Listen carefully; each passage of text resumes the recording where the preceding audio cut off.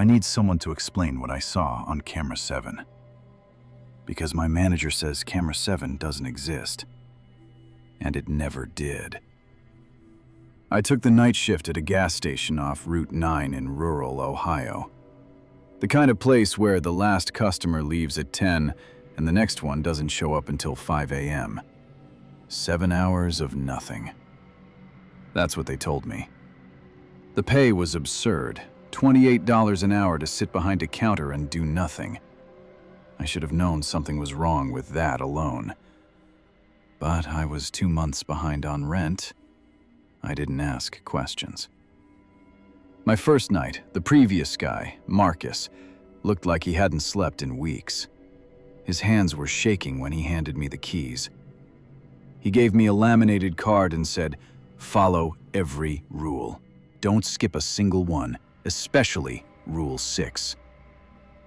Then he left, didn't even look back. I read the card. Rule 1. Lock the front door at midnight. Do not unlock it until 5 a.m., no matter who asks. Rule 2. Between 1 o'clock and 1:15 a.m., you will hear knocking on the bathroom door. Do not open it. Do not respond. Rule 3. If a woman in a red coat approaches the counter, close your eyes. Do not speak. She will leave. Rule 4. The radio in the back room will turn on by itself at 2 a.m. Let it play. Do not change the station. Rule 5. Check the security monitors every 30 minutes. You should see 8 camera feeds. If you see 9, turn off the monitor immediately and do not look at it again until 4 a.m. Rule 6. If someone calls the store phone and asks, "Is Marcus working tonight?" hang up. Do not say your name. Do not say Marcus's name. Do not say anything. I laughed. I thought it was hazing. Some sick joke to mess with the new guy. 12 a.m. I locked the door. Easy enough. 1:02 a.m. Knocking. Slow and deliberate. From the bathroom. No one had come in. No one was inside the store. I sat, frozen. The knocking stopped at exactly 1:15. My palms were sweating. 1:50 a.m. A woman in a red coat was standing outside the glass door. I hadn't seen her walk up. She was just there. She pressed her face against the glass and smiled. Her teeth were too wide for her mouth. I closed my eyes. When I opened them, gone. No footprints. Nothing. 2 a.m. The radio clicked on. Static at first, then a song I didn't recognize. Something old. A lullaby, maybe. I left it alone. 2:30 a.m. I checked the monitors. 8 feeds. Normal. 3 a.m. I checked again. 9 feeds. The 9th camera showed a hallway I'd never seen. Concrete walls. Flickering light. And at the end of the hallway, someone was sitting in a chair, facing away from the camera. I turned the monitor off. My hands wouldn't stop shaking. 3:45 a.m. The phone rang. I stared at it. 4 rings. 5. 6. I picked up. A man's voice. Calm. Almost friendly. "Is Marcus working tonight?" I opened my mouth. I almost answered. But I remembered Rule 6. I hung up.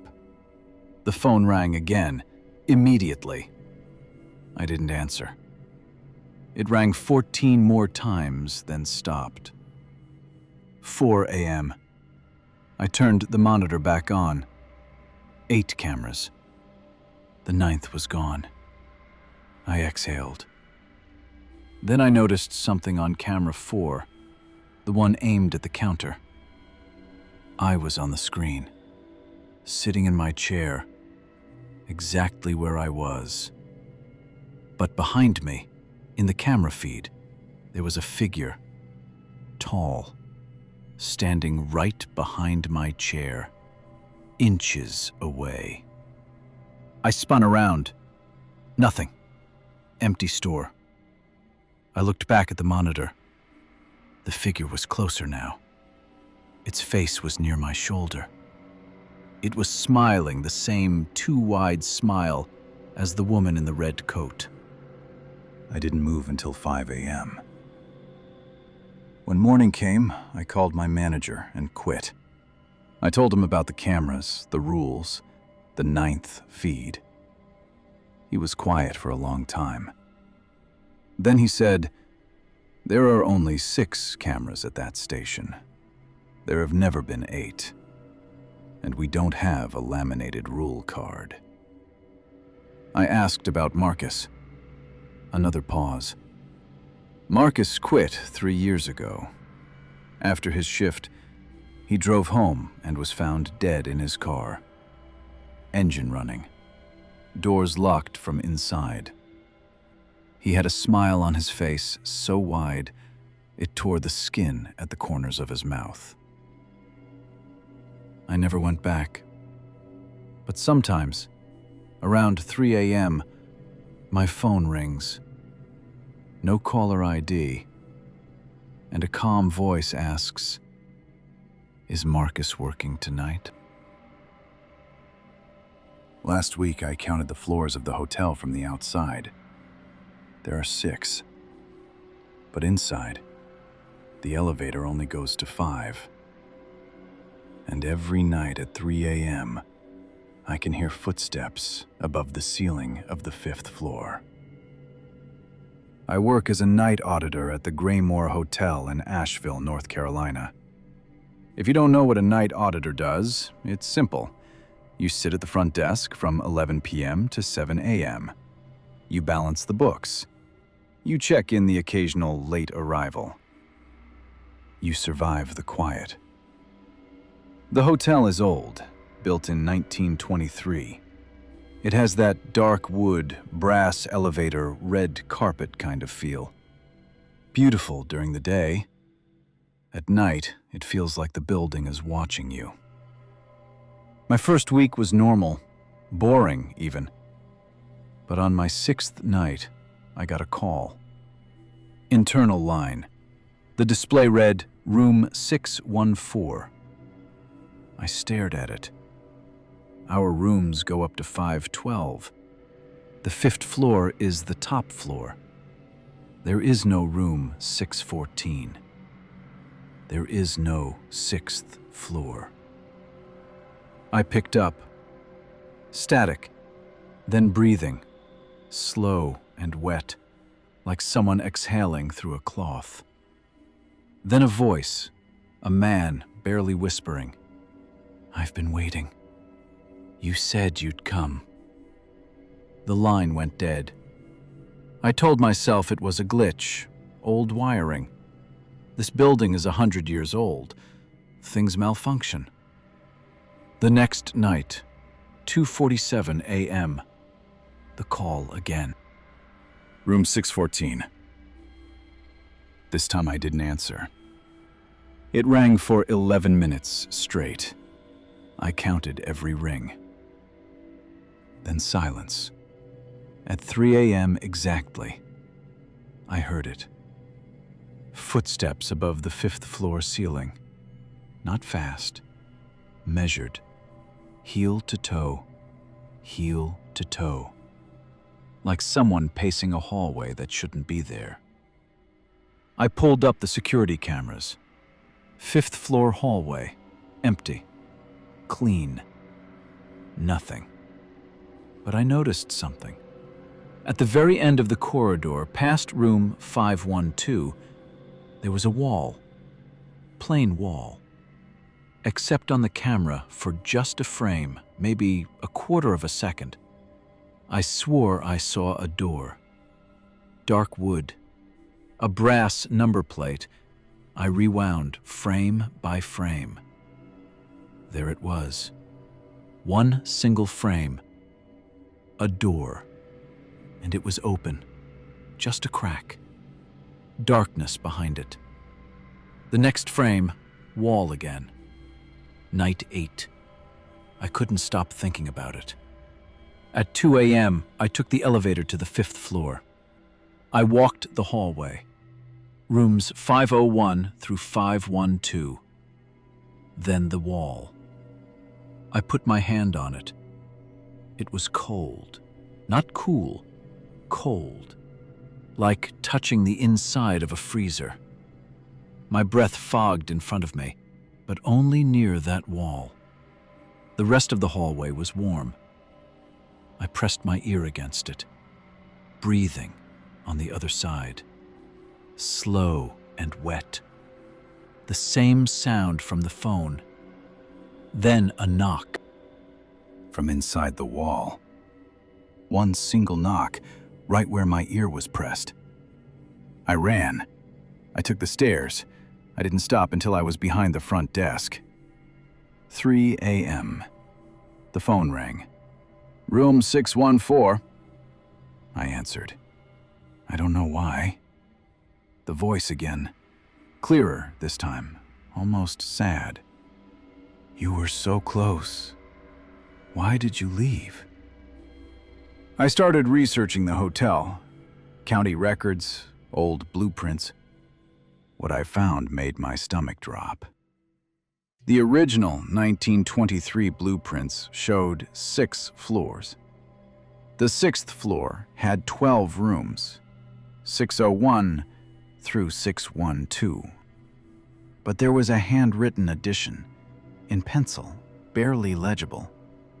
A 13th room, 614. No room 613.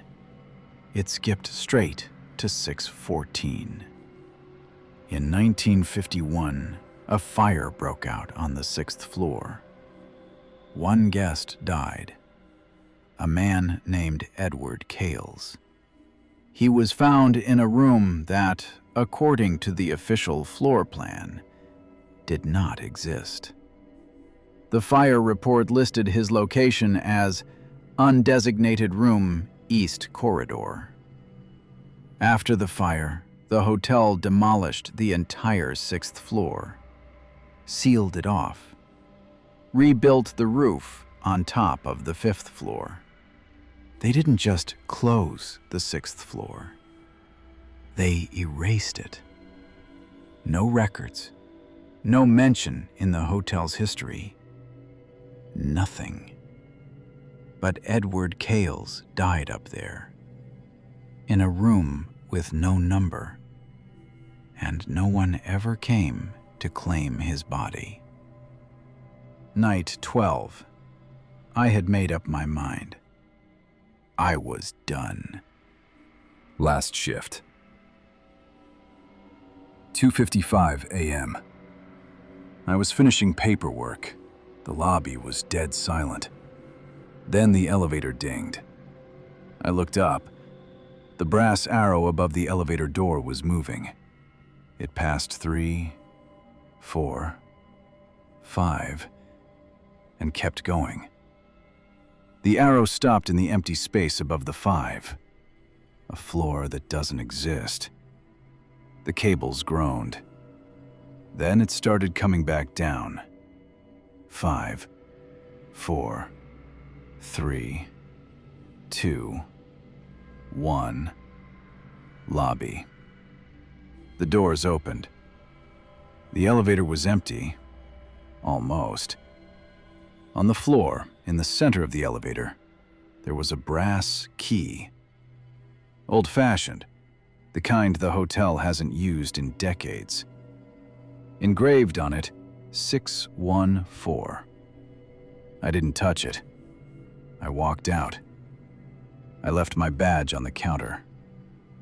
I drove home and never went back. 2 weeks later, I got a call from the hotel manager. She asked why I left without notice. I told her everything: the calls, the wall, the key. She went quiet. Then she said something I will never forget.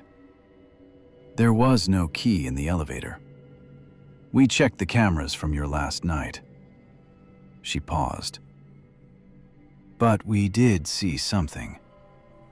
At 2:58 a.m., you stood up from the desk.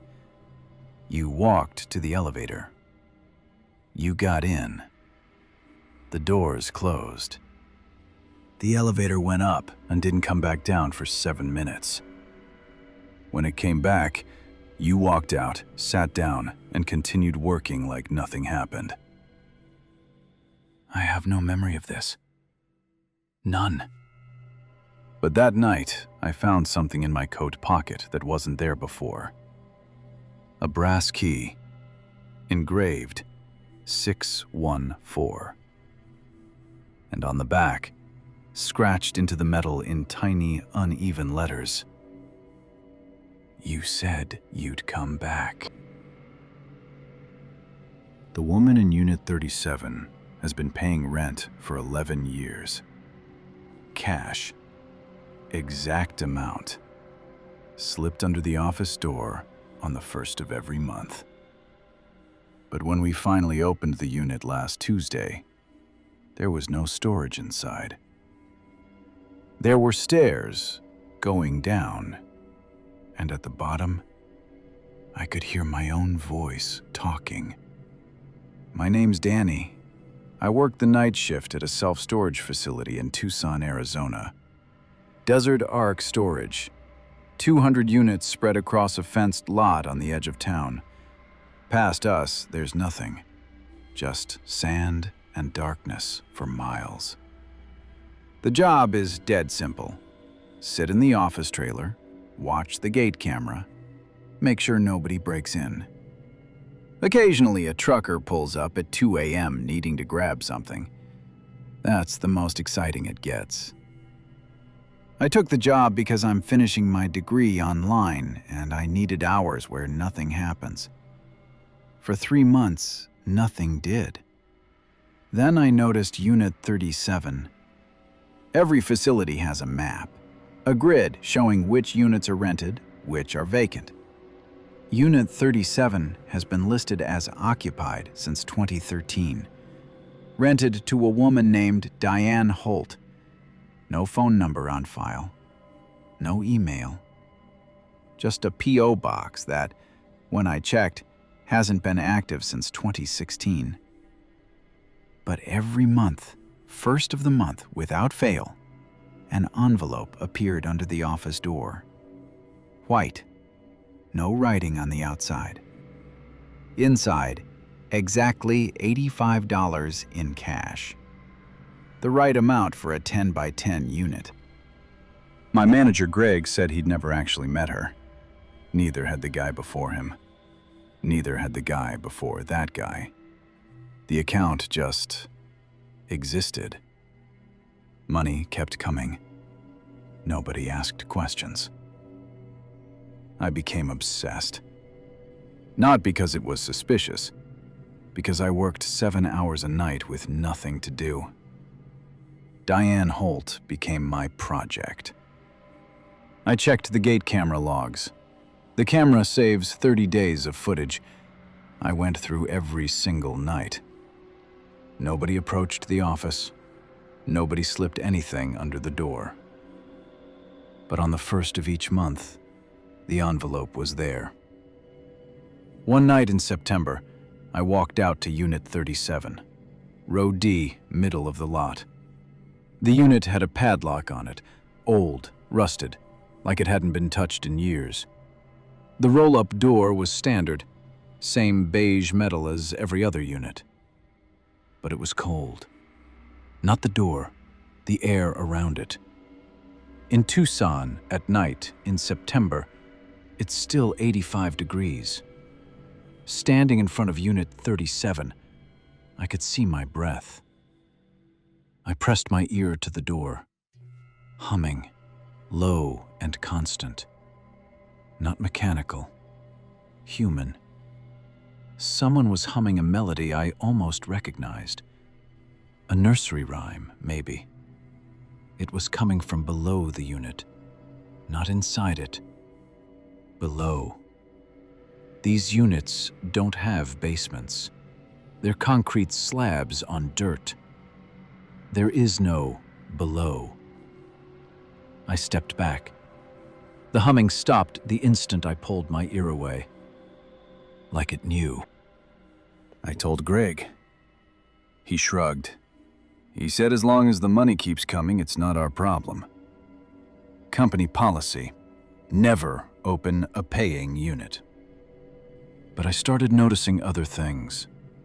The security light above row D flickered every night at exactly 2:37 a.m. Always 2:37. It would go dark for 10 seconds, then come back. During those 10 seconds on the gate camera, which barely catches row D at the edge of its frame, I could see the door of Unit 37 was open. Wide open. But when the light came back, it was closed. Padlock in place. One night, I stood at the end of row D and watched with my own eyes. 2:37 a.m. The light went out. 10 seconds of pitch darkness. In those 10 seconds, I heard footsteps. Bare feet on concrete, moving away from Unit 37, toward me, getting closer. The light came back on. Nobody there. But in the dust on the concrete, right in front of my feet, fresh footprints. Small, bare, heading in my direction. They stopped 6 inches from where I was standing. October 1st, I made a decision. I had bolt cutters. I cut the padlock at 1 a.m. I lifted the roll-up door. The unit was empty. No boxes, no furniture, nothing. Just a concrete floor. Except in the center, the concrete had been broken open. Beneath it, stairs. Narrow, rough cut into the earth. They went down at a steep angle into total darkness. Warm air came up from below. It smelled like old pennies and something sweet, like flowers rotting. I turned on my phone flashlight and went down. I don't know why. I wish I hadn't. 14 steps. At the bottom, a room. Small, the same size as the storage unit above. Dirt walls. Dirt floor. In the center, a wooden chair facing a small table. On the table, a rotary phone and a framed photograph. The photograph was me. Not me now, me as a child. 7, maybe 8 years old. Standing in front of a house I didn't recognize. A woman was kneeling next to me, her arm around my shoulder. I turned the frame over. Written on the back in blue ink, Danny and Diane, 1999. My mother's name was not Diane. I have never known anyone named Diane. The rotary phone rang. I picked it up. My own voice. Not a recording, not an echo.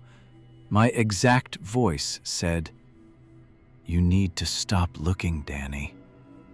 You were never supposed to find this. Go back upstairs. Forget the unit. Forget Diane. You already forgot once. You can do it again." The line clicked dead. I ran, up the stairs, out of the unit, back to the office. I didn't sleep. At 7 a.m., when the morning guy arrived, I drove straight to my mother's house. I asked her one question. "Mom, who is Diane Holt?" She dropped her coffee mug. It shattered on the kitchen floor. She stared at me with a face I had never seen her make. Pure terror. "Where did you hear that name? Who is she?" My mother sat down. She was shaking. "Diane Holt was your birth mother, Danny. She gave you up when you were 4. The adoption was closed. Sealed. You were never supposed to know.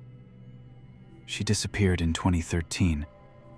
Police found her car in the desert outside Tucson. Engine off, keys on the seat. No body. No trace." The same year Unit 37 was rented. I drove back to the facility that night. I went straight to Unit 37. The roll-up door was closed. A brand new padlock was on it, shiny, no rust. The concrete inside was perfect. Unbroken. No hole. No stairs. As if nothing had ever been there. On the ground in front of the unit, there was a white envelope. Inside, $85 in cash. And a note, handwritten. "Thank you for visiting, Danny. I'm so proud of how you've grown. Please don't come back. It's not safe for you down here. But I'll always be close. D." I transferred to a day shift at a warehouse across town.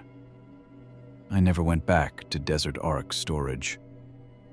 But every first of the month, I find a white envelope on my apartment doorstep. Empty. Except last month, it wasn't. Inside was a photograph. Me, sitting at my desk at the warehouse, taken from behind.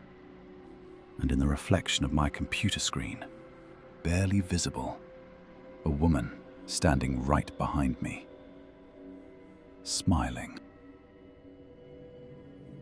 I answer 911 calls for a living.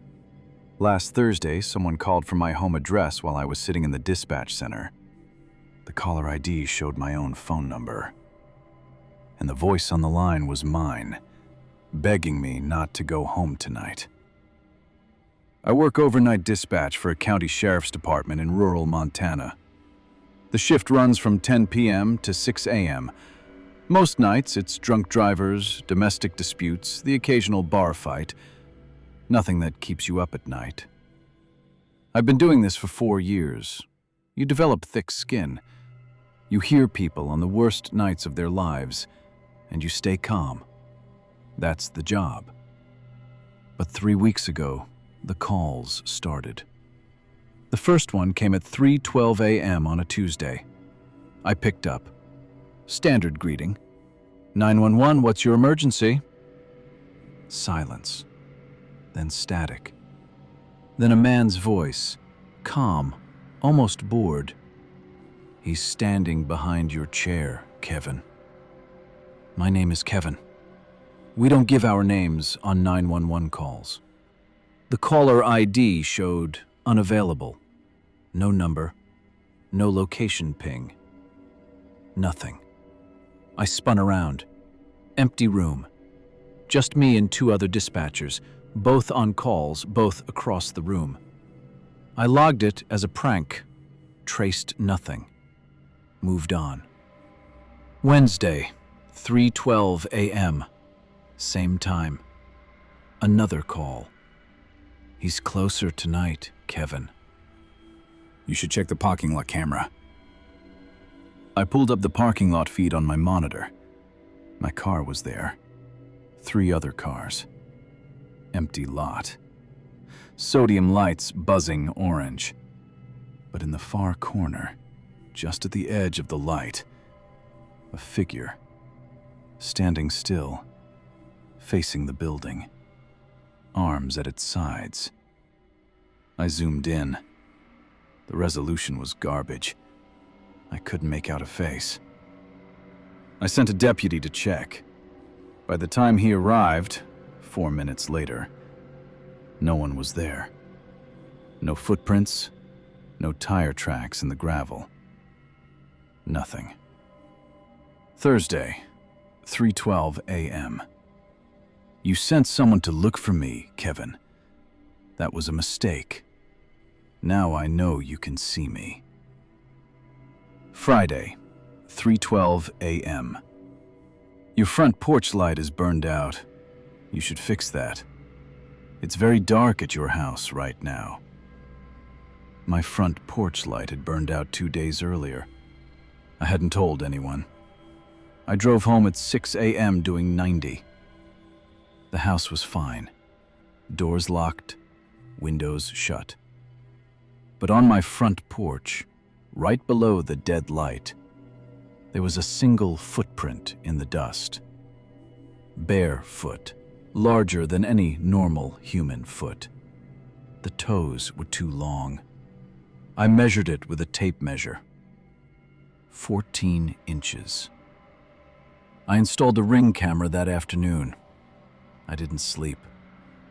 I went back to work that night with the camera feed open on my phone. Saturday, 3:12 a.m. The call. Nice camera, Kevin. It won't help. I'm not outside anymore. I checked my Ring app. The camera was offline. It had gone offline at exactly 3:12 a.m. I refreshed. Refreshed again. Nothing.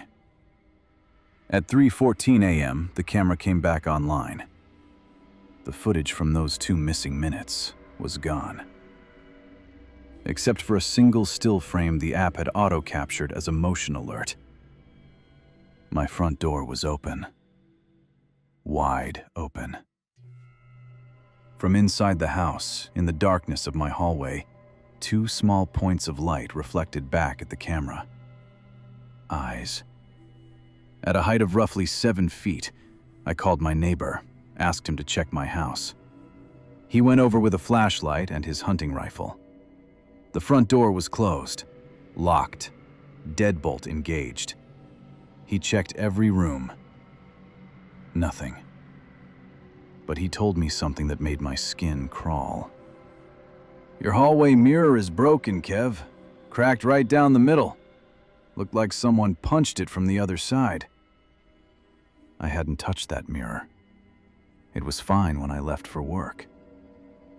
I requested a shift change. Denied. Short-staffed. I started recording every call on my phone as backup. I told my supervisor. He listened. He checked the logs. Every call from 3:12 a.m. showed the same thing. No incoming number, no cell tower ping, no location data. According to our system, those calls never happened. But I had recordings. I played them back. My blood went cold. On every recording, my standard greeting was there. 911, what's your emergency? Clear as day. But the responses, the voice, the warnings, everything were silent. Dead air. Nothing. I heard those words. I remember every single one. But the recordings captured nothing. Monday. I almost didn't go in, but I needed the paycheck. I sat down at my station, headset on. 3:12 a.m. The call. I picked up. This time, the voice wasn't calm. It was panicked, frantic. And it was my voice, my exact voice. Kevin, listen to me. Do not go home tonight. I'm you. I'm calling from your house. It's here. It's been living in the walls. It learned my voice, your voice. Every call before this was not me. It was learning how to sound like us. Tonight, it finishes. If you go home, you won't leave. Please, drive somewhere else. Drive anywhere. Don't come home. The line cut. I ripped off my headset. My hands were numb. I looked at my phone. The Ring camera was live. I opened it. My living room. The lights were on. I never leave the lights on. Sitting on my couch, facing the camera, was a man. He looked exactly like me. Same clothes I wore yesterday. Same posture. Same face. He was smiling. But the smile was wrong. Too wide, too stiff. Like someone who had studied what smiling looks like, but had never actually done it. He raised one hand slowly and waved at the camera. Then he stood up, walked to the front door, and turned off the porch light. The feed went black. I didn't go home. I drove to a motel in the next town. I called the police and told them someone had broken into my house. 2 deputies responded. They cleared the house. Nobody inside. Nothing disturbed. Lights were off. Doors locked. But one deputy called me back an hour later. His voice was shaking. "Kevin, we didn't find anyone, but we found something in your attic." "What?" "A sleeping bag, food wrappers, water bottles, dozens of them, and scratches on the wood, like tally marks. We counted them." "How many?" 1,461. I did the math later. 1,461 days. That's exactly 4 years. The exact amount of time I've worked the night shift. Whatever was in my attic had been living above me since the day I started leaving my house empty every night. I never went back. I'm writing this from my brother's apartment in Seattle. I quit the job. I abandoned the house. I left everything. But last night, at exactly 3:12 a.m., my brother's phone rang. He answered it in his sleep. This morning he looked at me strange over coffee and asked, "Hey, Kev, who's the woman that lives in your guest bedroom? She came out last night to get water." "I didn't know you brought someone." "I don't have a guest bedroom here, and I came alone."